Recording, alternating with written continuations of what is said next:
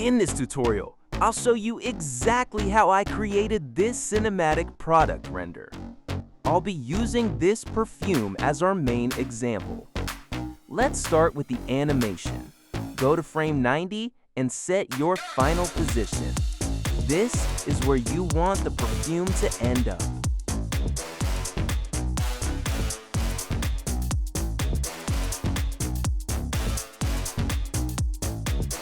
Now, add a keyframe. Then, jump back to frame 1. Move the perfume slightly along the Z-axis and rotate it just a bit to give it some motion and life. Now, set another keyframe.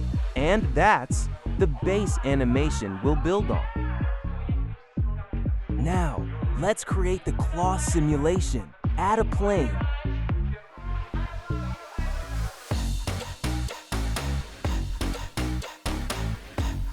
And scale it down to 1 meter by 1 meter.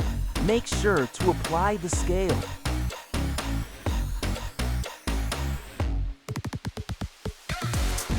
Next, subdivide the plane. Around 100 cuts is a good start for smooth simulation.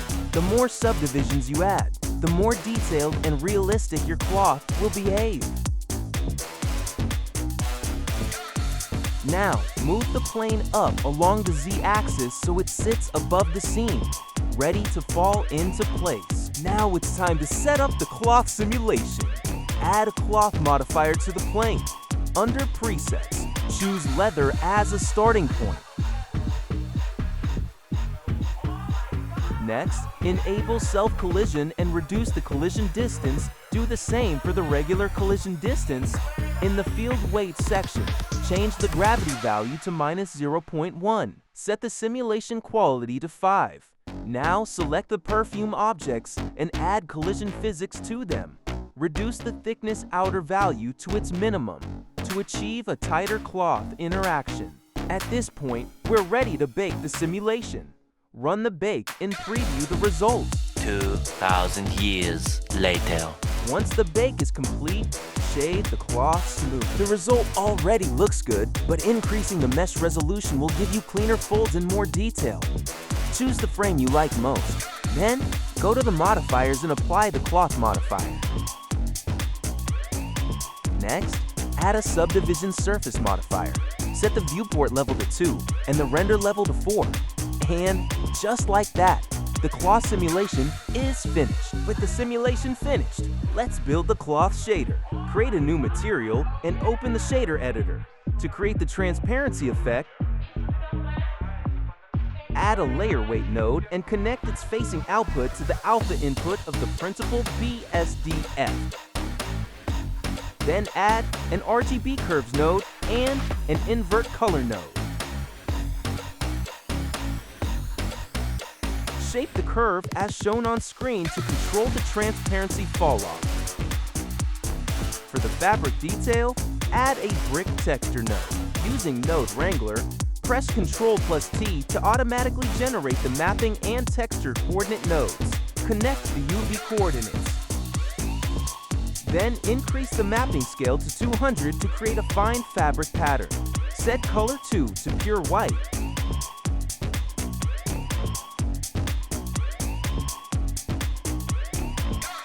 And increase the bias value to 1. Finally, add a mix color node. Use the inverted mask as the factor and plug the brick texture into color A.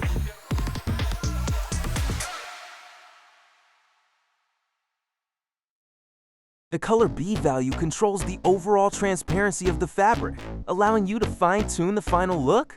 Once everything is connected, organize your nodes and the cloth shader is ready to go. Now, let's set up the lighting. Start by adding a plane. Rotate it on the X-axis.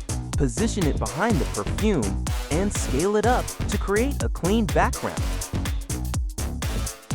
Next, add an area light. Place it near the background plane and rotate it toward the scene.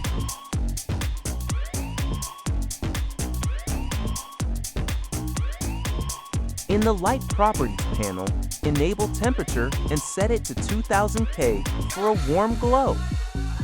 Under beam shape, reduce the spread value to 15 degrees.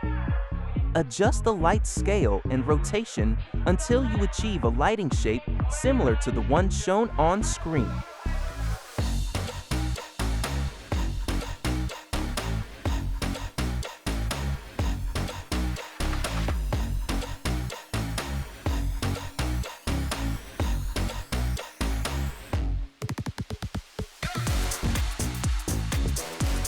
Now, add a second area light. Move it along the X and Z axes and rotate it toward the perfume to create additional highlights and definition. Before continuing, take a moment to organize your scene by giving your objects meaningful names. With the second area light selected, go to Object Properties, Shading, Light Linking, and create a new link. Add the background plane to the light link and exclude it from the light's influence. This prevents the background from being illuminated by this particular light and gives you more control over the final look. Enable temperature and set it to 7000K. Then, increase the light power to 30 watts.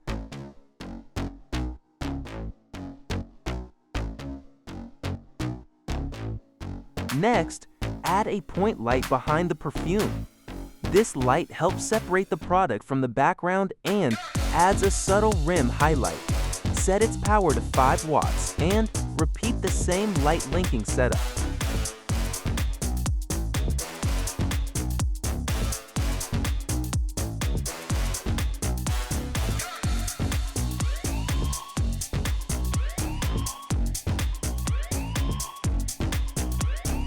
Now, let's position the camera. Press N to open the sidebar. Go to the View tab and enable Camera to View. Navigate around the scene until you find the most appealing composition. Make any final adjustments to the background and lighting so they frame the perfume nicely. At this stage, I'll make a few additional refinements to the setup.